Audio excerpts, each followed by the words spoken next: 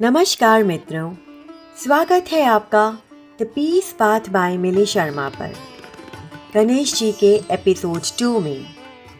आज हम जानेंगे गणेश जी के इतने हाथ क्यों होते हैं और उनकी अष्ट सिद्धियों के नाम।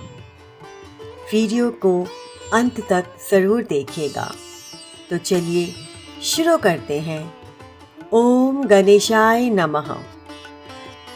आपने अक्सर गणेश जी की मूर्तियों में देखा होगा कि उनके हाथों की संख्या अलग अलग होती है।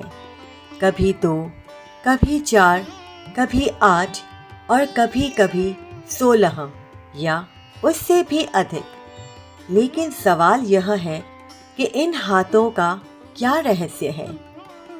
वेद और पुराण कहते हैं कि भगवान के हर हाथ में छिपा है एक गहरा आध्यात्मिक संकेत। 4 हाथ यानी मन, बुद्धि, अहंकार और चित्त का प्रतिनिधित्व करते हैं। 8 हाथ जो 8 सिद्धियों और शक्तियों का प्रतीक माना जाता है। 16 हाथ यह ब्रह्मांड की 16 कलाओं को दर्शाते हैं जिनसे सृष्टि का संचालन होता है।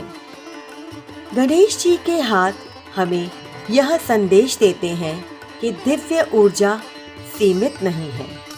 हर हाथ, हर अस्त्र शस्त्र और हर मुद्रा जीवन का एक अलग रहस्य खोलती है। जैसे अंकुश बताता है कि अपने मन को नियंत्रण में रखो।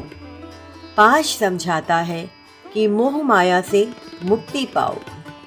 मोदक दर्शाता है कि ज्ञान का फल सदैव मीठा होता है। आशीर्वाद मुद्रा सिखाती है कि करुणा और सुरक्षा हर साधक के लिए उपलब्ध है। तो क्या यह केवल हाथों की संख्या है? नहीं, यह तो गहन आध्यात्मिक संदेश है कि जब हम अपने भीतर के गणपति को जगाते हैं तब अनंत शक्तियाँ, अनंत कलाएं और अनंत कृपा हमारे जीवन में प्रवाहित होती हैं। इसीलिए गणेश जी के हाथ केवल सजावट के नहीं बल्कि आध्यात्मिक रहस्यों की जीती जागती प्रतीक कथा है। आगे हम जानेंगे मित्रों गणेश जी के अष्ट सिद्धियों के बारे में। पहली सिद्धि अणिमा, सूक्ष्म से सूक्ष्म बन जाने की शक्ति। यह हमें सिखाती है कि जीवन में विनम्र बनो, अहंकार को छोटा कर दो।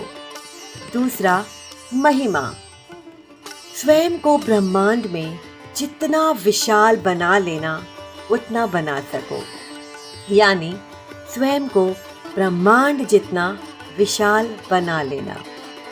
यह हमें याद दिलाती है कि सोच हमेशा बड़ी होनी चाहिए। तीसरी गरिमा, इतना भारी हो जाना कि कोई हिला न सके, जीवन में स्थिरता और दृढ़ता का प्रतीक। चौथा लघिमा, हल्का और सरल हो जाना, हमें बताता है कि जीवन में लचीलापन और सरलता जरूरी है। पांचवा प्राप्ति, कहीं भी पहुंचने और सब कुछ पाने की क्षमता। यह कर्म और संकल्प से सिद्धि का प्रतीक है। छठा प्राकम्य, इच्छाओं की पूर्णता। यह हमें सिखाता है कि सकारात्मक सोच से असंभव भी संभव हो जाता है। सातवां ईशित्व, सृष्टि पर नियंत्रण। इसका रहस्य यह है कि पहले हमें अपने मन और भावनाओं पर नियंत्रण पाना चाहिए। आठवां वशित्व, सबको अपने वश में कर लेना, लेकिन यह वश प्रेम, करुणा और सद्भाव से होता है, न कि बल से। यही कारण है कि गणेश जी को सिद्धिदाता कहा जाता है, जो भक्त को सभी प्रकार की सिद्धियां प्रदान करते हैं।